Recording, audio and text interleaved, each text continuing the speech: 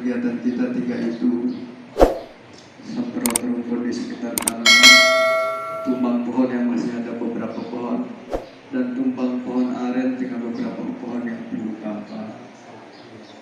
Dan saat berangkat, Assalamualaikum warahmatullahi wabarakatuh. Alhamdulillah, pada kesempatan kali ini umat yang berberkat, kita masih diberi kesempatan dan kesehatan dalam rangka kegiatan ibadah sholat Jumat.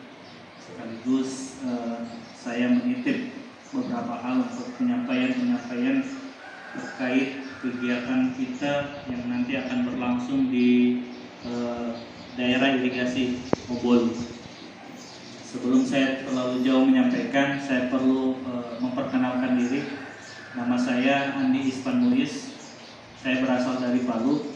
Kami adalah tim konsultan Egar Dayak yang dipercayakan oleh Balai Wilayah Sungai sebagai pelaksana kegiatan paket kegiatan pembuatan batas sempadan irigasi.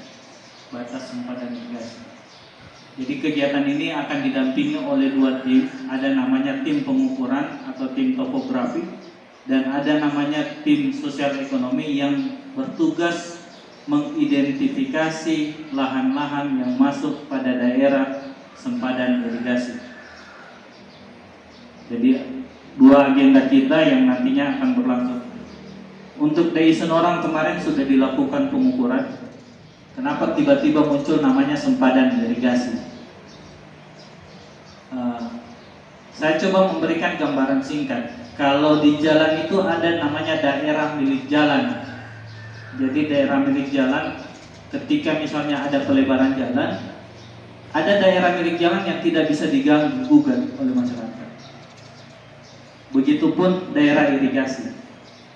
Daerah irigasi itu adalah daerah batas sempadan irigasi, itu adalah batas kiri kanan dari saluran irigasi, baik primer, sekunder, bangunan air irigasi, saluran pembuang maupun suplesi atau penghubung yang diberikan oleh pemerintah berdasarkan Permen 8 tahun 2015. Di sepanjang kiri kanan jaringan irigasi itu tidak boleh ada aktivitas yang dilakukan berdasarkan Permen 8 tahun 2015. Jadi itu sempadan, Pak. Sempadan itu milik daerah milik irigasi. Di sebatas daerah milik irigasi, kiri dan kanan saluran. Itu dulu. Sempadan itu adalah batas kiri kanan saluran irigasi itu.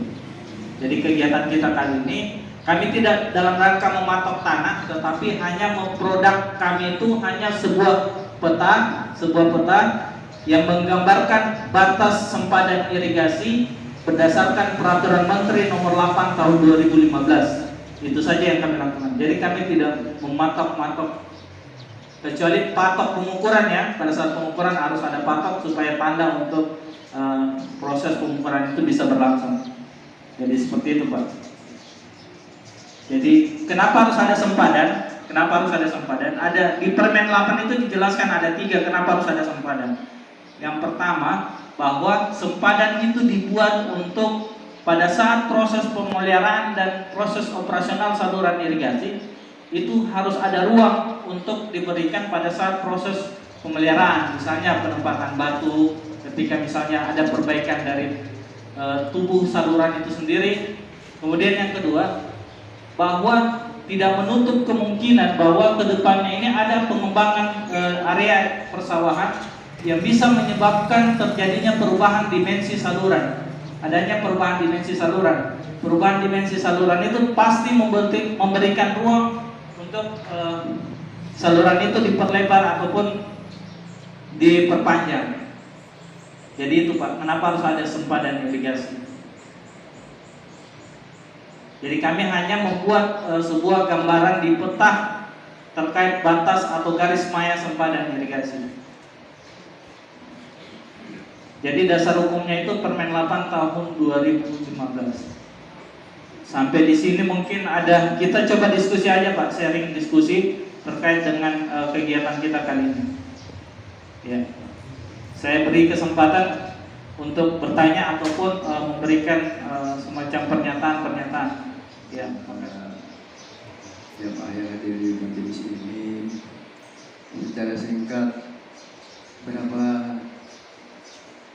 meter sih lebarnya pinggiran saluran itu yang tidak boleh kita ganggu gugat, itu yang pertama. Dan yang kedua, jalan inspeksi irigasi yang resmi berdasarkan aturan yang ada, berapa meter sih luasnya jalan inspeksi irigasi itu. Mungkin dua ini yang perlu dimaklumi oleh kita semua. Terima kasih. Oke Pak, makasih sekali atas pertanyaannya. Jadi berdasarkan Permen 8 tahun 2015 dinyatakan bahwa batas sempadan irigasi itu tergantung didasarkan pada kedalaman saluran. Kedalaman saluran. Jadi kalau kondisi saluran itu rata, tanahnya kiri kanannya rata Pak, itu didasarkan pada kondisi kedalaman saluran. Kalau misalnya kedalaman salurannya 2 meter, berarti kiri kanan saluran batas sempadan itu 2 meter dari pinggir saluran Pak ya. 2 meter kiri, 2 meter kanan. Itu berdasarkan Permen 8 tahun 2015. Jadi 2 meter kiri, 2 meter kanan. Kalau kondisinya misalnya di pinggirnya ada tebing, jadi misalnya ini saluran Pak ya, baru di pinggirnya ada tebing. Batas sempadan irigasi itu didasarkan bukan pada kedalaman saluran, tapi pada ketinggian tebingnya. Kalau misalnya ketinggian tebingnya 2 meter atau 1 meter, berarti batas sempadan irigasinya itu 1 meter dari puncak tebing. Misalnya begini Pak, puncak tebing, berarti 1 meter dari sini. Bukan lagi merujuk pada kedalaman saluran. Jadi kalau kondisi rata tanahnya Pak, itu didasarkan pada kedalaman saluran. Kalau dia misalnya rata baru kemudian ada tebing di pinggir saluran, batas sempadan irigasi itu didasarkan pada ketinggian tebingnya, pada ketinggian tebingnya. Untuk jalan inspeksi Pak itu konkretnya begini Pak, itu disesuaikan dengan lebar kebutuhan jalan di sekitar itu. Jadi aturannya belum ada baku, cuma lebar itu didasarkan pada lahan yang sudah siap pada saat proses pembuatan saluran irigasi. Kalau standar jalan sih sebenarnya idealnya 3 meter sudah cukup Pak.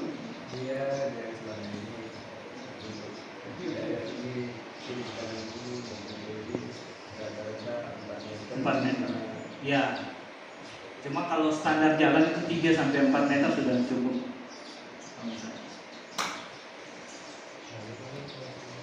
Lebar sempadannya itu 1 meter.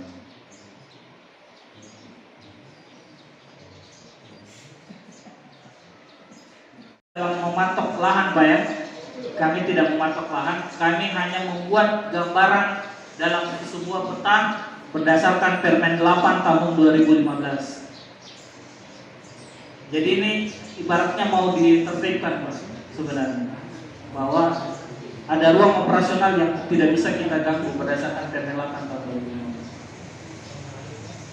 Karena kalau misalnya Pak, ada beberapa tempat itu karena pertumbuhan penduduk yang cukup pesat, yang harusnya menjadi daerah irigasi, mereka membangun sampai mentok di pinggir saluran Pak. Itu yang jadi tidak sesuai sudah dengan Permen 8 tahun 2015. Jadi dasar hukumnya kita itu Permen 8 tahun 2015. Ya. Ya. Oke, makasih, saya kembalikan. Terima kasih banyak atas himbauannya. Untuk bahasa kita di sini, sempadan ini tanggul saluran. Jadi tanggul saluran yang lebarnya 2 meter itu adalah merupakan aset negara yang tidak boleh kita peruntukkan buat pribadi apapun macam ragamnya. Dan yang kedua, masalah jalan alhamdulillah dari hulu sampai ke hilir seperti yang kita sudah lihat bersama untuk daerah Sinoran Ambulu di bagian hulu alhamdulillah aman dan terpelihara. Jadi Demikianlah Bapak-Bapak, semoga semuanya ini menjadi pedoman kita dan beraktivitas keseharian kita di tempat masing-masing, terutama yang punya lahan terdampak jalur irigasi.